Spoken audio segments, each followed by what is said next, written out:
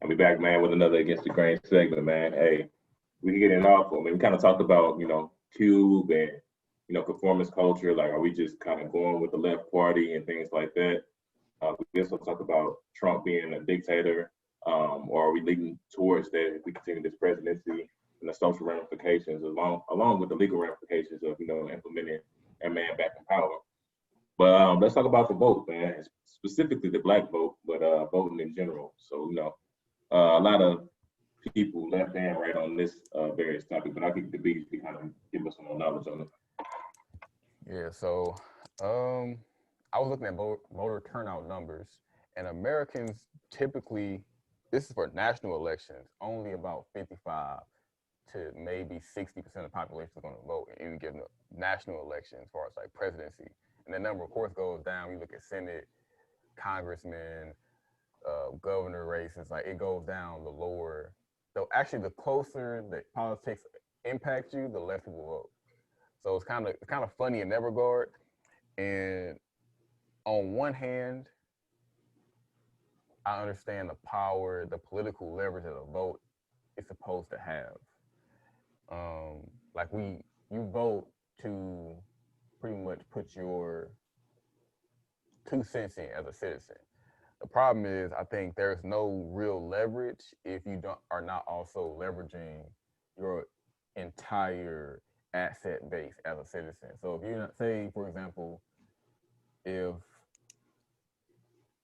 I vote one way politically, but maybe with my dollars I vote another way, or I vote my time and energy another way, but I vote my, you know what I'm saying? So I feel like vote has to be is important politically, or political organization comes before that, so you even have control of who you're putting to the table. Because what happens is nationally, and even like through the ranks, it's a hierarchy system. It's like a boys club basically. Like people are grooming the president for 2050 right now. Like they know who they want to be president for the next 4 or 5 elections, and they grooming them right now under the wings. And then they pop up. We think they just popped up, like, oh, it's a good candidate, but they really been grooming this person for the longest. And I feel like, especially as the black vote is concerned, who are we grooming? And I don't think we don't take that kind of, you know what I'm saying, activity as far as like, are we preparing anything? I remember being in high school and Barack Obama was a senator, and my history teacher was like, "Yeah, the first black president, he's a senator from Chicago." I'm like, "There's no black president. It's '05." I'm like, "What makes you think this dude's gonna be president? He's this '05." But it's like, I guess if you've been watching it play out long enough in history, you like, man, this dude is up next because you can clearly see they're getting more press, they're getting more attention, and so I just think in that regard, if we're gonna sit back and let them groom candidates and then just vote on them, we really have no power. If we take more activity, if it's organization politically or if it's more economic organization, then we have more power. But until then, it's kind of like we just picking from their choosings, which they can decide, and they meet up. Like I don't know, people know that the debate commission, that the board of debates that makes the debates official or not is a bipartisan. It's like the Democrats and Republican both own like that entity together. So they kick out any third party candidates from being able to vote by saying, "Oh, you got to have enough money raised," so it becomes a money game. But what if say me, Dre, Nick, and Will are in a community and we the community leaders and we grooming a candidate, if we can't raise $5 million, our candidate is not worth the vote. And so like the platforms aren't always even. And it's like I said, the money, it's a lot of leverage, which is why we gotta look at Ice Cube like, man, if you're gonna really put this out there, that's a lot of organization and forward mindedness, forward thinking to put that plan together. So you gotta almost we're not used to seeing that though. Unless it look like activism. Like, oh, Dr. King did this, so we understand that kind of forward movement, but we're not understanding anything when it comes to coming to the table with an agreement. Because we like, oh man, F that table, we're gonna build our own table. It's like, well, sometimes you gotta come to a table that's already built and figure out what you can split. So I just feel like that's the main thing. Um, it's leverage, but it's not the end all be all. I believe regardless of who's elected in office, so let me take a step back.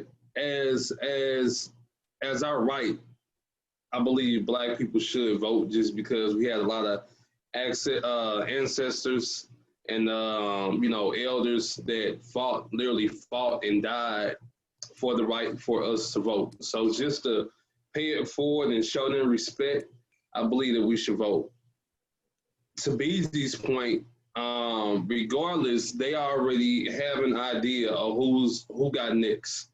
And whenever you already know who got next, you really kind of got to ask yourself, does this vote actually matter at the end of the day? You know what I mean? Like, am I voting because I know my vote is going to make an impact? Or am I just voting just to vote? And I think, even if we, as I mentioned in the previous segment, even if we look at the 16 election, um, President Trump did not win the popularity vote. So therefore, Hillary Clinton really should have won the election because the Electoral College is supposed to cast their vote based off of what the majority voted for within the state. And they did not do that, even though the popularity vote, the American people, taxpayers within this country, had our own opinion and wanted to elect who wanted to elect, but that did not happen. So I would say this though, regardless of who's in office, we still got to wake up, grind, provide for our family, and continue to fulfill our purpose in life. And I think too many times we as Black people we look for reasons to blame our failures with. You know what I mean? Like, oh, I failed because I didn't reach my goal because of this person is in office, or we need better leadership, so then therefore I can do this more. And I think if we just continue to take on a more individualized accountability approach towards life, you're going to see an increase in the Black community anyway. You know what I mean? Like regardless of like who's in office. So I see both sides of the fence. I'm not gun ho on voting, but I'm not saying don't do it because I do understand the importance of it. But at the end of the day, it's not gonna move my ship one way or another because I still got to progress and do what I got to do. And it's the same for you, three brothers. I hate man. All right, man. I got a Will, can I go? Yeah, you got it. Shut up. I was gonna go anyway. All right. Anyway, so all right, a few points to make off that. All right. So one, the Electoral College point, semi-valid. Electoral College in its foundation was meant as a check and balance system. Maybe people were too unintelligent to like read and be literate. Like this is way back, like hundreds of years ago. So like, hey, we gotta pull together a bunch of distinguished fellows. There's a bunch of old white men. That's essentially what it was. In order to like, if the majority of Texas is like, this person is great because I love the way he talks, and then they're like, nah, his politics are trash for Texas. We're not really rocking with that. We're gonna go with this other party because they have more beneficial things for Texas. Then the Electoral College steps in and kind of offsets that popular vote. So it's supposed to be a check and balance system for people who are uneducated to politics, in order to kind of give them and still have the state have an advantage for that. And it's also like an equalizer because Texas has way more residents than like a Delaware, Connecticut. So it's like they even out, the populist vote. Electoral colleges kind of balance out all those systems. So in this early foundation, it makes sense. Now as we've like gotten, more informed and more knowledgeable, it doesn't make as much sense to kind of still have that body in place. First thing. The second thing is that I feel you that Black people need to pick up their bootstraps and not be so focused on leading. But when you have literally every type of judicial, legislative, and everything in place to keep you down, it's fair to be upset about, the so-called leaders or protectors of your civil rights kind of infringing upon those things. So I totally get it. You can't cry over spilled milk all the time, but someone's literally coming to your kitchen, opening up your milk and pouring it on the floor every day. It's fair to be upset. Another thing, we often, I agree, we fought hard to get our right to vote, but we give it away so easily. If a Black person is not a liberal, you are ostracized, demonized, and called every name in the book because Black people are supposed to be liberals, and conservatives are supposed to be white people and liberals look out for black people. Not necessarily. And that goes back to the Ice Cube model of actually leveraging and bartering and kind of finding a play with whatever bipartisan system. Because honestly, most of us, if you broke us down into all of our various viewpoints, most of us wouldn't be either Democrat or Republican. We'd probably be more communist, socialist, moderate in nature, and combinations of everything. Like I got some conservative ideologies, I have some liberal ideologies. I have mostly, probably communist ideologies, but probably socialist is probably the most key term. But I don't like to be labeled. But in America, we have to label things to make sense of them, which is the most asinine thing in the game. I'm gonna wrap up. I'm sorry. And then the real ramifications of voting. I'm giving a lot of stuff right now. I had a lot of things written down. The populist vote really doesn't make sense. It's trash because of the electoral college. So I get why people get like discouraged with the populist voting system, thinking my vote doesn't matter. I feel you on that. I can't necessarily support it one way or another, but I feel you on that. And the last thing, so I know I've been talking a lot, is the criminalization of the black vote. Meaning, like, once they put a felony track on us or projects that they implemented, put guns and drugs and pump violence within the community, then look back and say, hey, we're gonna take away your right to vote. So we're gonna take away your right to economic privileges or any type of say so on how we mandate this city, state, municipality, and country. It's the most backwards thought process. So basically what I'm saying is the whole system is messed up, burning to the ground, we need to start anew. That's just my extremist ideologies. However, in this system, I understand both parties. Kind of going along with it. Would it be? Cool. So on this one, I got a couple points. I'm gonna keep it short and simple. First, I'm gonna say that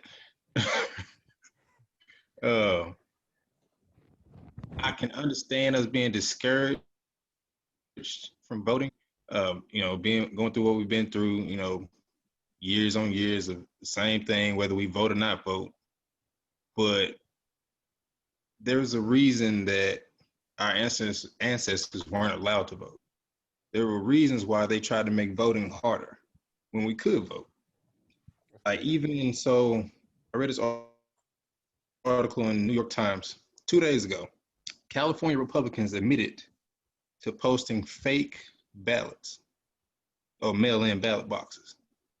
Like, there's a reason they do these things to prevent or skew the votes. Like, votes matter. It's just a matter of the fact that with Black people, like you were saying, Dre, being a conformist, they automatically assume, they're voting Democratic. So we're not too worried about their vote. We already got that. We're not worried about it. Whatever they want, who cares? They're gonna vote for us regardless. And most people don't even know that back in like the 1900s, the parties were reversed. Republicans were liberal. Democrats were conservative. And it's like, we fail to be held accountable for, being knowledgeable about the politics, not just, hey, they Democrats, so we're gonna vote for them. Republicans are known for being white racist, so we're not even gonna read nothing about their policies. So I just feel like our votes definitely matter, but we just need to take more of an accountability piece from it. Cars. Nick, hit me with the wrap up. Hey, yo, so check this out, man. We appreciate y'all being a part of this episode, tuning in, listening to our viewpoints, our thoughts. The hoodie look canary yellow. I'm telling you, that's where it's at. Dre, I also know you got a baby blue one. Hey, what's up, bro? Your eyes good? You straight? You good, my nigga? All right, cool. So I know Dre, you also got a baby blue one. Easy got the black. Will, what other color you got? You got a black too, right? And Willie got the green on right now. You can't tell because the light trash, but it don't matter. Forest green. Get that right. Forest, my fault. My fault. That look like black on black over there. So look, check this out though. So man, listen, man. Again, man, we appreciate y'all, man, tuning in. Please subscribe and like on YouTube. Go ahead and slide over to the IG and please follow us. Share the content. Go to Facebook. We on Bebo. We on MySpace. We everywhere. We worldwide with it. Also, shameless plug, worldwide. Nick, follow your boy Beezy. What you got to say? Against the grain. Okay, Beezy, I can't hear you. So hey, also look, stay tuned because listen, we have something special coming out. We've been talking about this for a while. It's called Spotlight of the Week. So please, what I want y'all to do is send us a message on IG. If you have a small business or an entrepreneur, somebody that you want us to shed light on and give recognition to, even maybe like a community leader, let us know. We'll reach out to that person. We'll do a special 5 to 10 minute interview with that particular individual, and that's called Spotlight of the Week. So please stay tuned for that. And we out. That's the grain.